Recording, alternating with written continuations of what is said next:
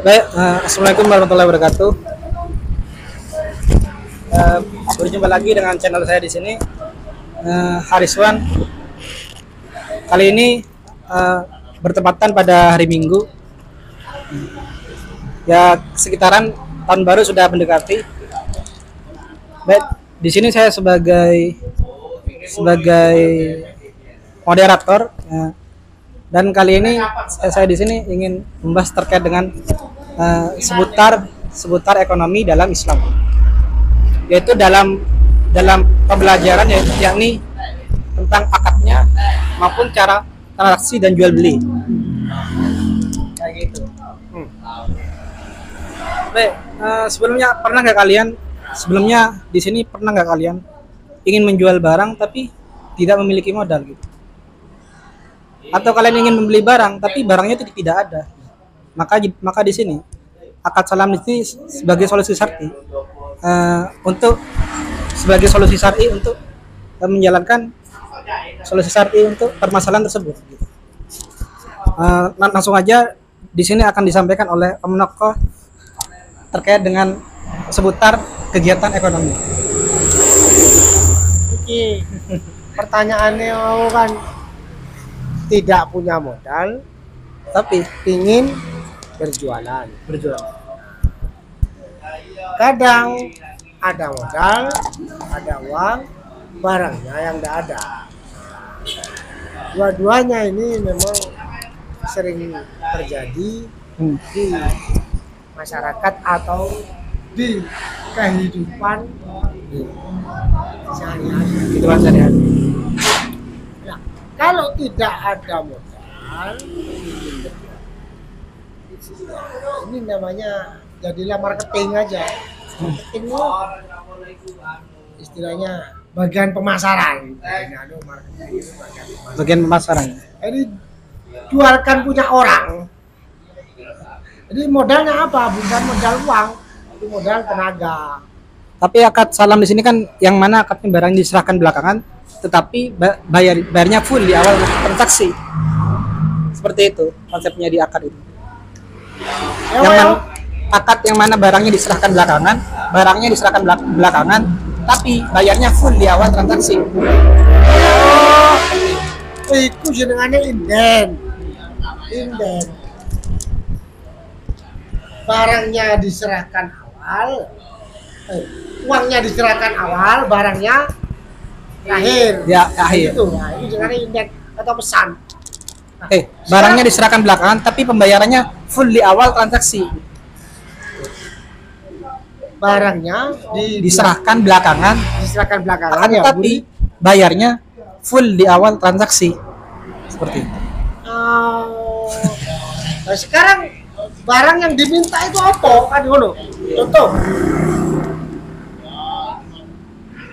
Barang yang diminta itu Misal ada orang ingin berjualan hasil tani, dia ingin berjualan barang kayak sayuran, buah-buahan, nah, tapi dia itu tidak memiliki modal gitu. Nah, disinilah akad salam itu berperan sebagai solusinya untuk menjelaskan permasalahan tersebut. Seperti yang tadi dikatakan tidak punya modal, tapi ingin jualan. Nah, solusinya itu begitu. Jadi barang punya orang ditawarkan dulu, punya orang ya, contohnya saya jadi sampean itu tadi. Punya orang masih ada di kebun, katakanlah sekilo berapa gini ya, akad salam namanya. Akad salam itu ya besok antar, apa uangnya mana dulu kan gini. Iya. Besok saya antar, tapi uangnya dulu bayar duluan. Seperti itu. Misalnya kalau kayak jual beli online kan misalnya orang ngetik di sana, tapi kita transfer dulu, nanti barangnya diserahkan. Ya. Contohnya kalau di era kontemporer itu seperti halnya kayak pre-order, kan. Kalau di era kontemporer itu kan, contohnya. Gitu. Kita pasang dulu lah di statusnya, mungkin di Instagram. Ya nanti ada orang apa saja yang mau dijual, apa yang mau dibeli, tapi kita bayar duluan gitu. Nanti barang itu akan diserahkan setelah kita membayar gitu. Full di awal transaksi. Seperti itu. Apa kayak COD? Ya, seperti halnya seperti itu. kayak COD gitu. Mungkin seiring berkembangnya zaman, orang sekarang ini kan enggak perlu memesan barang bisa melalui HP gitu. Seiring berkembangnya zaman juga di sana kan ada namanya alat-alat digital. Ada cashless kan, pembayaran juga pakai cashless, pakai metode transfer. Kalau zaman dulu apa? Pakai wesel katanya. Ya betul zaman ini Wesel. pos itu wesel pos. Terus yang kedua tadi apa? Ada pembeli, barangnya nggak ada, Kesulitan seperti itu. Hah? Iya. Wis kena. Hidup kan? Balik kemarin ini.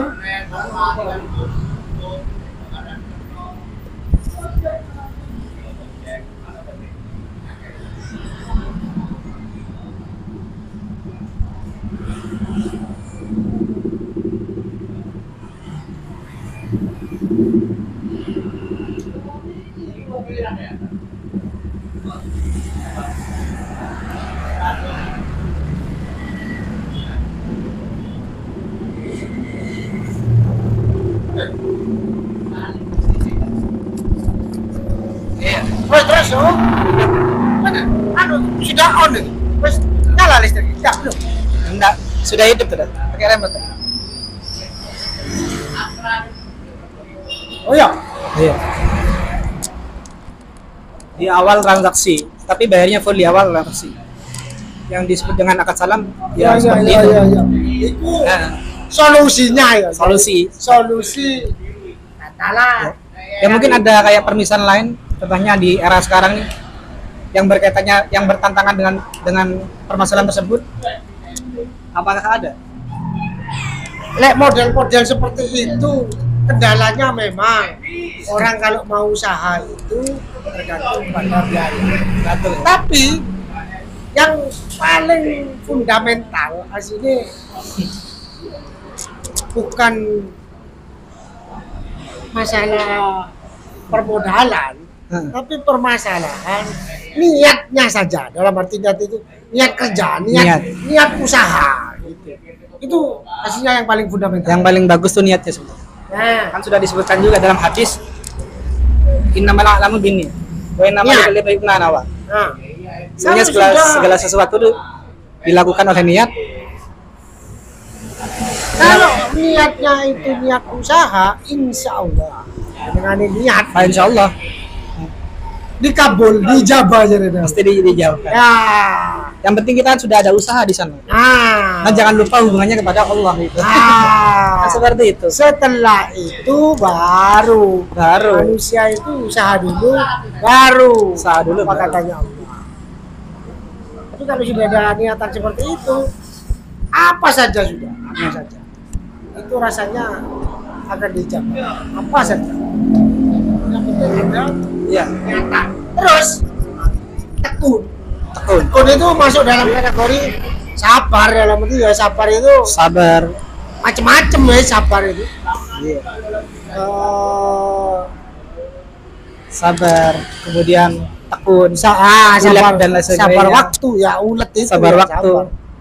Emang awalnya sih berat, tapi kalau kita jalanin secara terus-menerus ya nanti akan hilang sendiri. Rasa malas itu akan hilang. Nah, kalau ingin mencapai sesuatu, memang setelah tekun sabar tadi itu terus mari ngono. Kalau kata pepatah apa katanya? Kata pepatah mengatakan juga terkait dengan waktu. Iya, waktu kasaifi. Waktu itu seperti pedang. Itu jangan proses. Apabila kita meremehkan dari segi waktu, menit, detik itu seperti halnya membunuh. Karena kenapa? Ya, karena pada dasarnya kan kalau kita sudah melampaui, pada akhirnya kalau kita sudah tidak mengerjakan itu, ya otomatis kita menyesal kemudian. Fanada matal uqdah bima yatakasal. Maka penyesalan itu akan disesali di akhir nanti. Ya. Kalau di Mahfudzah disebutkan juga Mahfudzah. Kalau kata pepatah sama aja. Kalau bermuasabah itu Kalau bermuhasabah. Iya. Muhasabah. Kayaknya kayak agak-agak asing gitu ya kalimatnya. Bermuhasabah. Kita harus bermuhasabah. Muhasabah. Mesti. Kurang paham sih. Apa muhasabah? Muhasabah. Mungkin ada istilah lain mungkin. Ya iki Apa ya? Muhasabah kan dalam muhasabah. apa berpantoman ngono berkatalah kaya berkiblat Berkiblat ya. berkiblat kepada siapa gitu muhasabah. Tapi sesuatu yang baik, berkiblat kepada sesuatu yang Baik, yang positif lah.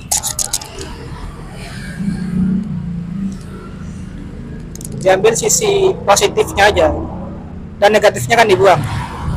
Intinya kan muhasabah ini kan maksudnya kan kalau dalam ahkam syar'i, hukum syar'i itu kan seperti ini. Bahwa bahasanya dijelaskan kita harus mengerjakan sesuatu yang diperintah dan mengerjakan larangannya. Seperti itu. ya. Melaksanakan sesuatu yang diperintah saja, berarti yang diwajib. Dan menjauhi apa yang dilarang, seperti itu. Itu pada konteks hukum, dalam konteks hukum murni dalam Islam itu tersendiri.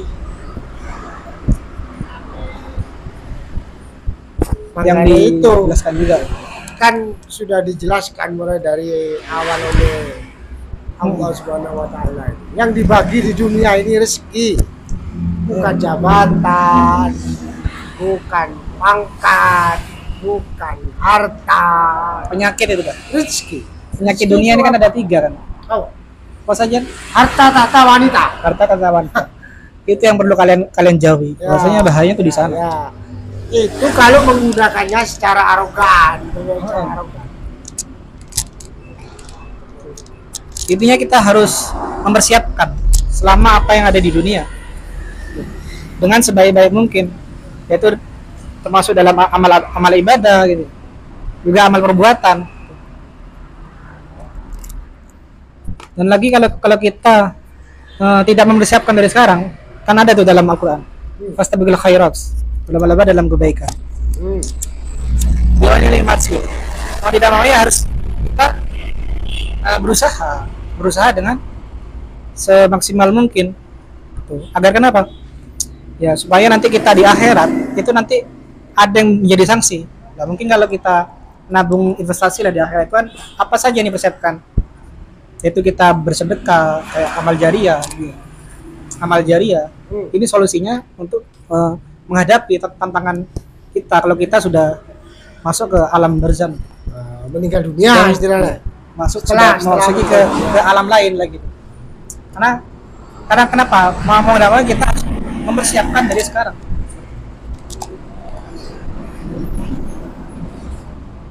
Karena janganan aja, umur aja kan enggak kerasa gitu.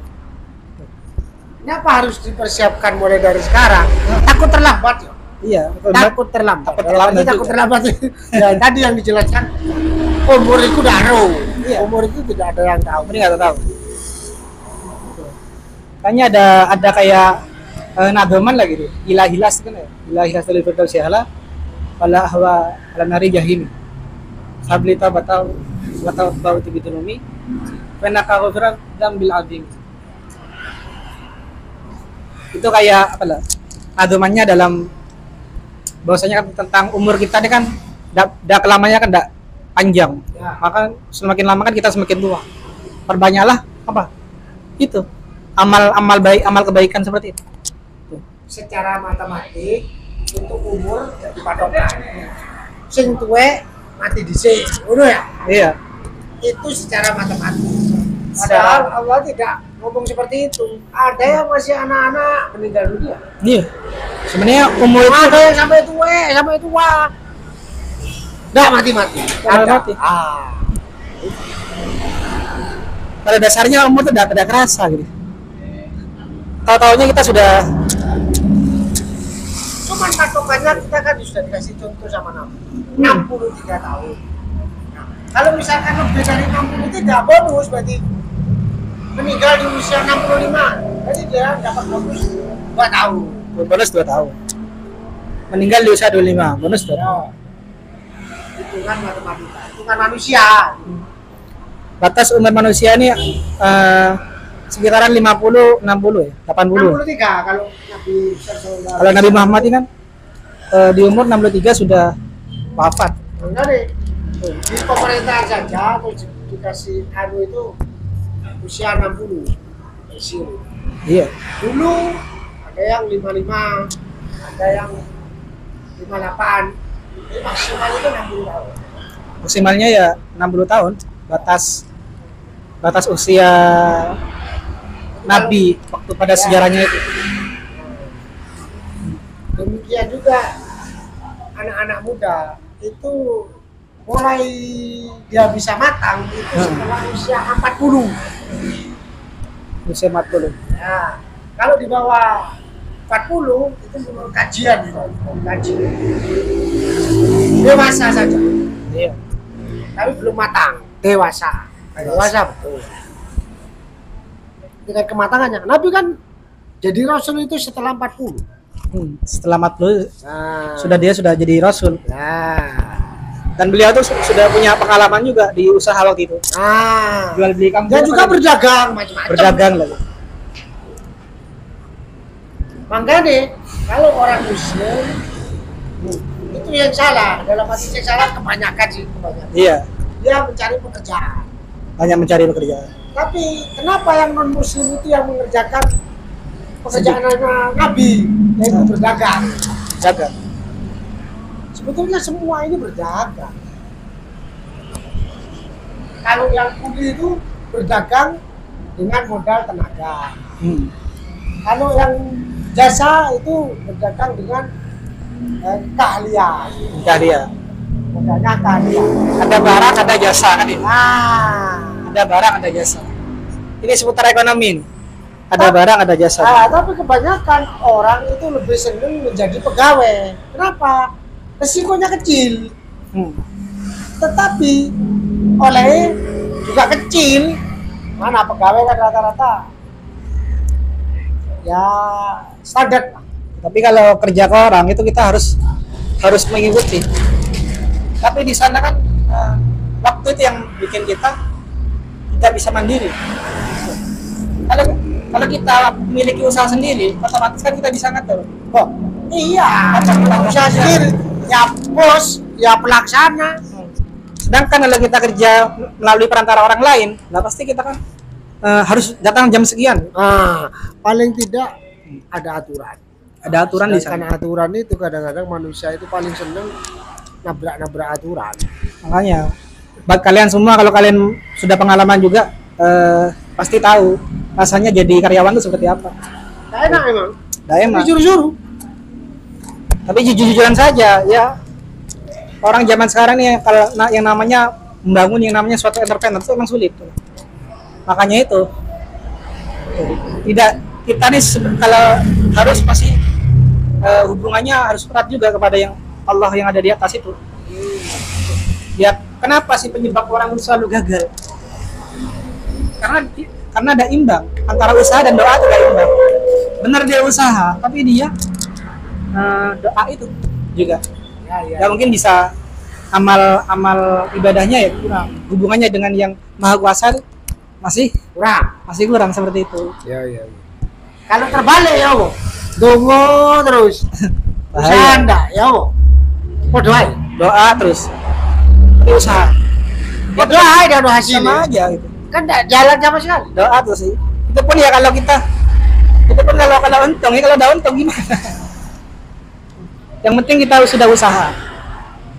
Jadinya ada imbang. Jadi ya Allah al-adlu kan. Sifat asmaul husna yaitu al-adlu, yaitu Allah Maha Adil. Kenapa? Di sananya terdapat konteks bahwasanya Allah itu kan Maha Kuasa dan Maha Adil. Yang maksudnya gimana? Yang Maha Adil ini kan